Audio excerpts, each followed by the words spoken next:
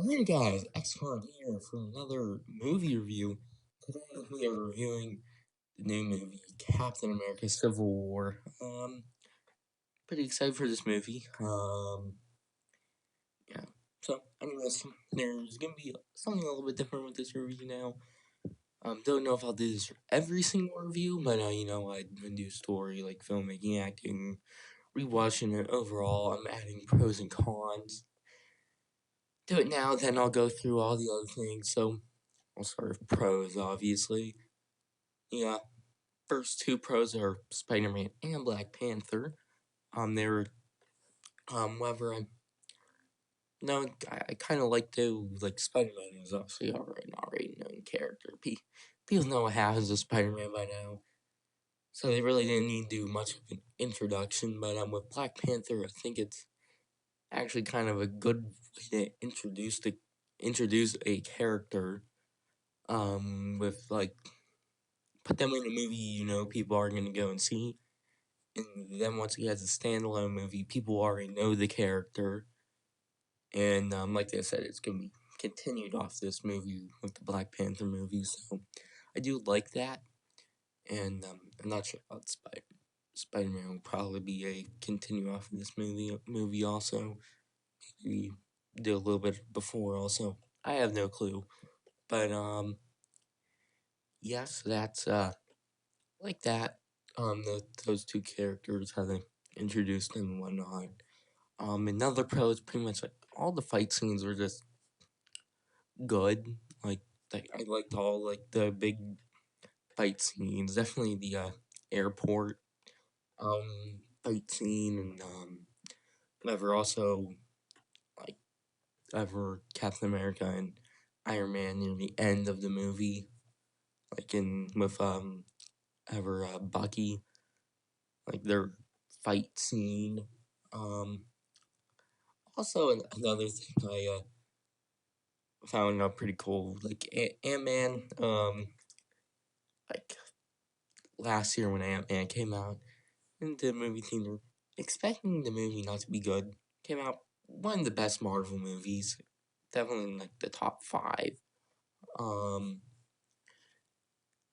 like in just I found it cool with a giant man, having huge ass character, and that then Spider-Man referenced The Empire Strikes Back, which I found pretty neat. Is funny because he's calling it a really old movie. It's like, what? How old is it now? Like 36 years old? Not really that old, but well, Empire Strikes Back. It's my favorite movie of all time. So yeah. Um. Then yeah, and then the final pro is that this is probably the thing that probably almost got me to burst out laughing because it was just so odd but funny at the same time. Was when they're like not fighting or anything and they're at the like Avengers compound thing. It's the Vision wearing clothing. I found it so funny because he like you look at him, it's just and like when they're sitting at the desk, like and they're giving the what was it, the Sokovia Accords or whatever it was called, like just seeing the back of his head, and then like seeing clothing, and then you look at the back of his head. Yeah, I found it way too funny than normal. So yeah, that's a couple of the pros. Cons. Really, one of them really, it's really wasn't something big, but I might actually not even say that one. But the only real big con I had was Zemo, who was the villain. Like he wasn't. I don't know. It's just like it was confusing what he was trying to do, and like right when they introduced him, it was confusing as hell. like they didn't introduce him correctly. Um, so yeah, and then like he just didn't seem as evil as like Loki. Well, Loki's probably like, well, I probably really shouldn't even say Loki or Ultron because they're like the worst like enemies. He wasn't the worst villain. There's been a couple, a decent bit of really bad villains in the Marvel movie. The cat, he at least he's more memorable than the Thor: The Dark World villain. Yeah. Was there a villain in Thor? Both Thor movies really aren't that good, so. But yeah, he probably will be one of the villains, which is not really. You really don't remember them as a villain as much. He's like the worst villain in the Marvel Cinematic Universe, but something like, didn't quite feel that. It's just kind of, you know. But anyway, so those are pros and cons. See, only one con. So whatever the story starts. So you what? Probably should. So now we're going into the story. However, so starts off in 1991 with the Winter Soldier shooting down his car and stealing some stuff. Then it goes to some more Winter Soldier shit. Then it goes back to present time and like Cap and the guess the new Avengers. I don't know exactly what to call them. On a mission, and they catch Crossbones, who was that one guy in the Winter Soldier. I barely remember. Haven't seen last time I pretty much all the Marvel movies. I rewatched Ant-Man because it was on TV on like Stars or something like that. I was that. Pretty much any of the other Phase 2 Marvel movies, I saw the very like I rewatched like the final like 30 minutes of the Winter Soldier. I want to say like 30-40 minutes. So we're really not the entire movie, but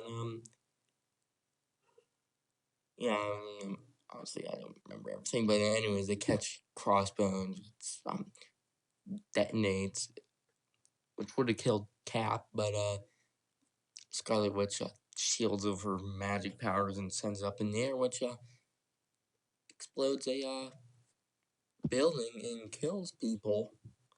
And some more stuff happens, and the guy from the Incredible Hulk, who I don't remember his name at all, even though he was a character in the movie, I still don't remember his name. I probably should have looked that up before I did write this review. But I'll look it up right now. Thunderbolt Ross. I know you're gonna attempt to pronounce his first name. That's not that guy. Let me find. Okay. Or he shows up and gives the Avengers the Sokovia Accords, which then splits the team in half. Iron Man signing it and Cap not signing it. And meanwhile, Cap gets a text message saying that Peggy Carter has died. Something goes on her funeral, whatever. That seemed a little weird. It just seemed like it just happened. It felt out of place, in my opinion. Um, and that's one of the more bad, like, placing. Really didn't matter to me. I don't know, like, I really don't care about Peggy Carter anymore. Like, there's a TV show. I haven't watched any of that. I haven't even, like, I haven't watched any of it. But, so then, Black Widow goes to, I'm gonna try to pronounce the name of the country. No, I'm terrible at pronouncing, like, names and places. I'm just absolutely terrible at it. like I bet you there's somebody who can easily pronounce this. Like I'm just gonna go for it. Alright. Vanina. Oh, and then sweet, some more names. Be on, and then a Black Widow meets T'Chaka. Probably did not say that right. And T'Challa. Then while T'Chaka is talking, a bomb explodes, killing him. And like T'Challa is angry, and Black Widow and T'Challa talk. And then Bucky is was there right when the bomb explodes, and pretty much is not like the person of like interest, I guess. I have no clue what the fuck to call it. Then Cap finds him, and then like tries to get him to come with him, and then the cops break in, and they battle it out. Then Black Panther comes and chases after them. Then they get caught. Then Black Panther, War Machine shows up. He's a stupid character anyways, so who cares? But anyways, Black Panther takes off his helmet to reveal that he is T'Challa. I can't pronounce that. I'm just gonna call him Black Panther for the rest of the review. Then some Zemo shit happens, and I don't give a fuck. Then Cap and Falcon take into like I don't know what it is, the CIA headquarters, and like the Winter Soldier / Bucky gets put in this weird jail cell, which just happens. The person who is like interrogating him or some shit like that is Zemo. Wow, and then that does like that Russian mind control shit or something like I have no fucking clue what it is. And then when she breaks out, so Cap and Falcon then go after him. They catch him. Then like to talk to him. Then he talks about like that there's other Winter Soldiers, and that might be what Zemo is after, and that Zemo whatever what's the word? Fuck, what's that word?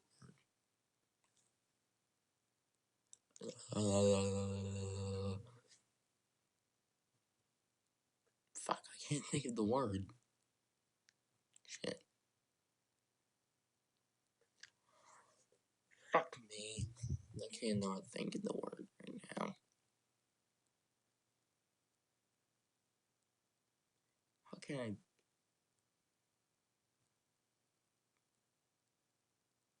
Fuck. What the fuck is the word?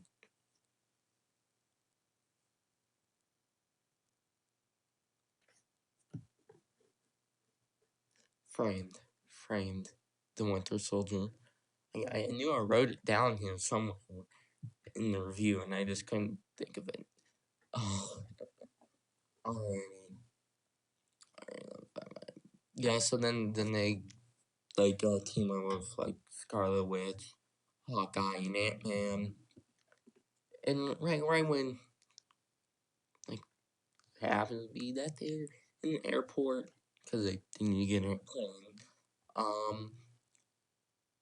This happens to be that Iron Man and Iron Man's team show up, but also like going on like Stark goes to Peter Parker's house and recruits him to take out hashtag Team Cap, and then pretty much after that, like while they're at the airport, the in my opinion, probably one of the best superhero fight scenes ever in superhero movie history happens at this hereby airport. Like it was 10 out of 10. IGN, even though they gave this movie 7.8 out of 10. I can't even fucking I just lost my space. Okay, there. Then, so yeah, then they fight. Okay, I'm not really gonna say what happens. Like, I did say Giant Man shows up, but then, like Black Widow, lets Cap and Bucky go. Then, the Vision accidentally shoots, War Machine down, almost killing him. Then so then the government finally finds out that Zemo framed Bucky. So then, Stark goes to the, like, prison place. He talks like the captured heroes, and then, like, I don't know, in the find out where, like, well, wherever they goes to find out where Cap went, and then he like, I can't think of the word right now, but he cuts the cameras down. Like, I couldn't even think of the word while I'm doing this. Can't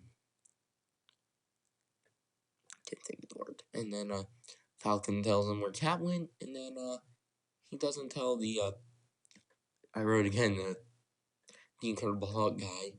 Now it's Thunderbolt Ross. I won't pronounce his first name correctly, so that's what I'm just gonna call him. Because that's what it says on Wikipedia on his first name, then Thunderbolt, then Ross. So that's what I'm gonna call him. And then Stark leaves and goes to a place, but Black Panther follows him. And then Iron Man meets up with Cap and Bucky.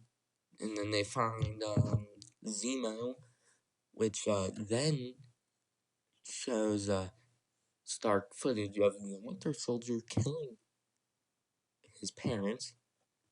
And Stark learns that Cap knew, which then leads Iron Man to fight Cap and Bucky, which then they fight. I'm really not gonna say how like they fight or anything, but like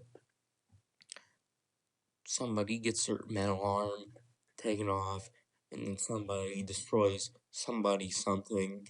And then Stark tells Cap to leave his something, which he does. And then Black Panther talks to Zemo, which then he prevents him from committing suicide. And then Bilbo Baggins, that's actually not the name of the character. It's the guy who plays Bilbo Baggins. In the Hobbit movies, which are known to not be that good. Whenever it's talking to Zemo in that weird thing. And then it goes to start giving War Machine like this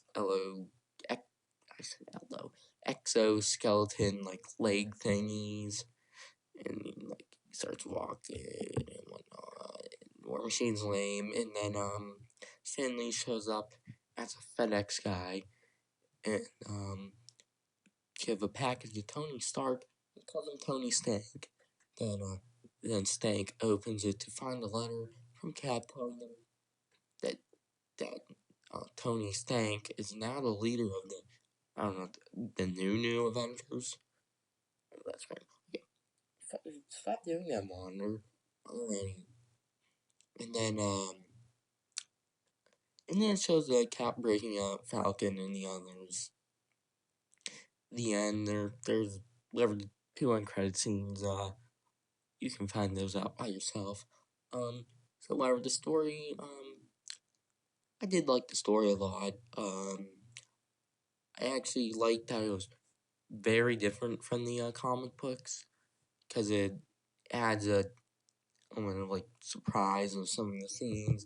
If like you know what happens in the comic book and whatnot, it makes the movie a better experience overall. So I do like that about it. So I'd say probably 9.5 out of 10 for the story. Filmmaking, like, whatever, was good, like always with the Marvel movies. Like the one thing I do like about the Marvel movies is that like this does go with like a bit of movies too, like making and definitely with the like higher end, higher budget movies like the Marvel movies. The one different thing with Batman v Superman, what they were filming, what they did right is they made like CG actually look real because I know like the skylines are all fake in every single movie, but in Batman v Superman they look fake. In this movie they look actually real. Um, so yeah, pretty much. Oh man, what once I thought was cool was when Captain America was holding the helicopter from going off, and I guess how that Chris Evans actually did that. So that's neato. So I would say probably like, about 9 out of 10 for like filmmaking. Acting is always good in all the Marvel movies. 9 out of 10. Um, like 9.5 out of 10. I would probably say rewatchability would be like 9 out of 10. Cause like pretty much me I don't rewatch movies all the time, so that's one of the more harder things. But I know that these types of movies people will rewatch them multiple times. Like so yeah, and then overall it's a damn good movie. Although I did like the Winter Soldier better, which I rated 9.5 out of 10. But Civil War, in my opinion, is just a tiny, like smaller than Ant-Man in his ant form. Worse. So like in my opinion, it now holds the second best Marvel movie behind Guardians of the Galaxy. So I'd say 9.4 out of 10. You know, it's like I couldn't give this movie 9 out of 10, and I knew I couldn't give it 9.5 out of 10. Probably could have done 9.3, but you know when I have a point what's not a 5, you know that like I hate doing reviews that way, but anyways, like ever in a couple days the Force Awakens review should be out. I know it's took me a month to get that review out. But I promise you it will be out. It's basically with second channel stuff. That's pretty much all I'm gonna be doing. Obviously I can do my or for movie channel stuff. I really don't like the second channel kind of thing, and even though on my main channel it says second channel, probably just change it to movie channel. But anyways, on my gaming channel, I kind of put more of a main effort on that. Definitely right now. Um, but I guess I will see you guys in the next one, which will probably be Star Wars: The Force Awakens. Bye.